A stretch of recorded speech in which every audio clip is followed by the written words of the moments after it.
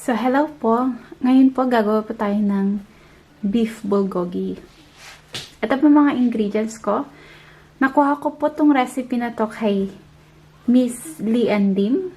So, meron po akong white onions, 3 garlic cloves, 250 grams of beef. May ketchup po ako dito. Agave syrup para sa sweetener. Pwede rin po kayong gumamit ng brown sugar.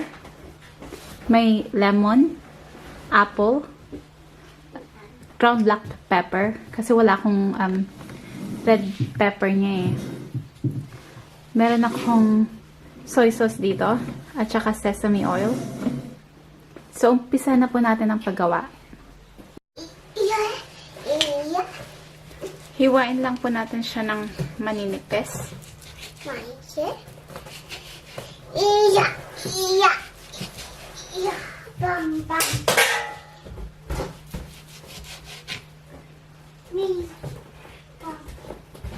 Alisin lang po natin yung ibang taba kasi medyo makapal siya sa dito. Sabi niya kalahati lang na apple. So, lagay ko yung kalahati.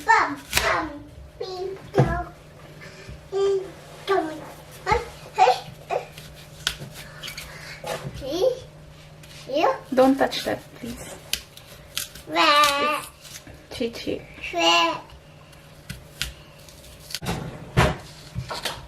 Ito yung apple ko po.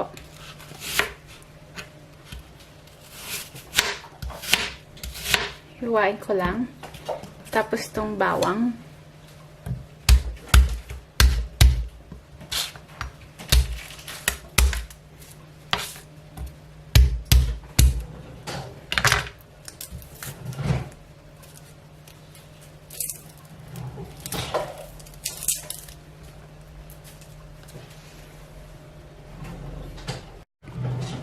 Ayan po. Bale, 400 grams kasi yung ginamit niya. And sa akin is 250 grams lang. Kaya babawasan ko po yung mga measurements na ginamit niya. Bale, maglagay po ako ng soy sauce.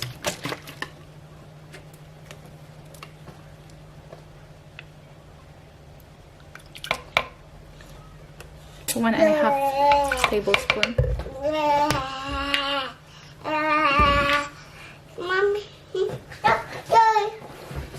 Tomato ketchup.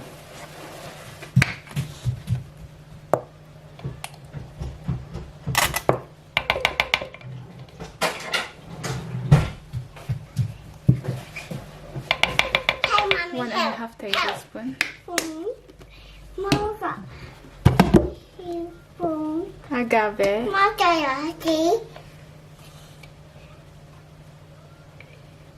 Help Mama.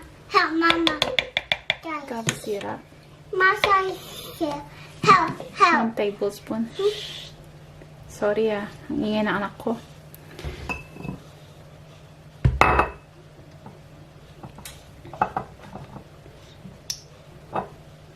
Maglagay din ako ng sesame oil na 1 tablespoon.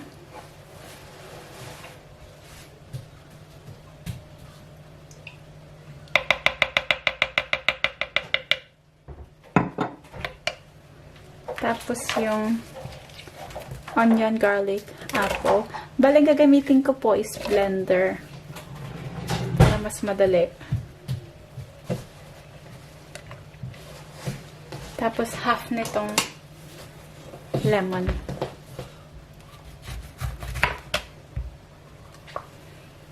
Ilalagay ko po siya sa lahat nito.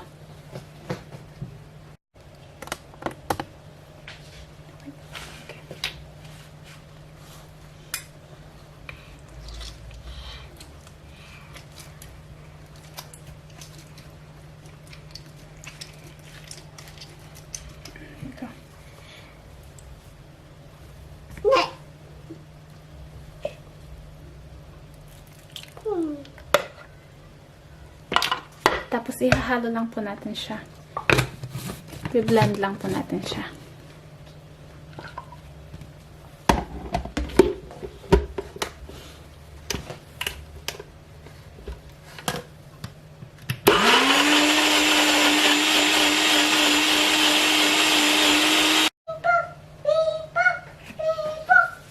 na po siya.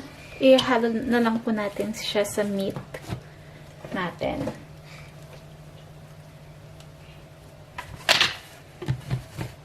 Careful. Careful. Don't touch that. Don't touch that, please. Don't touch it! Lagyan lang po natin ng ground black pepper. Wala kasi akong red pepper. Tapos, imimix na lang po natin siya.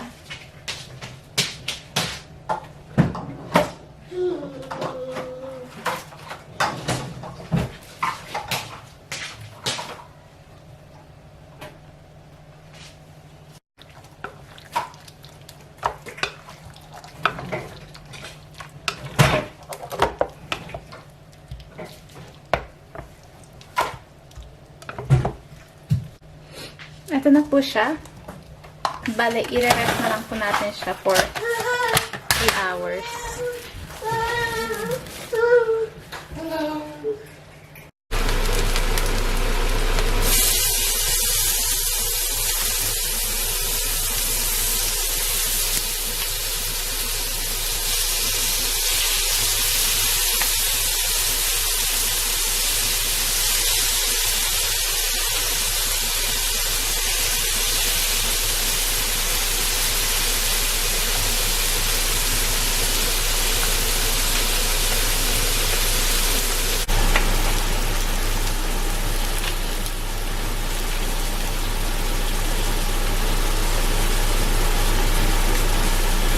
Ang bango po niya.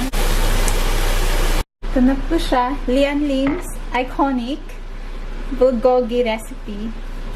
Super sarap. Nilagyan ko siya ng sesame seeds.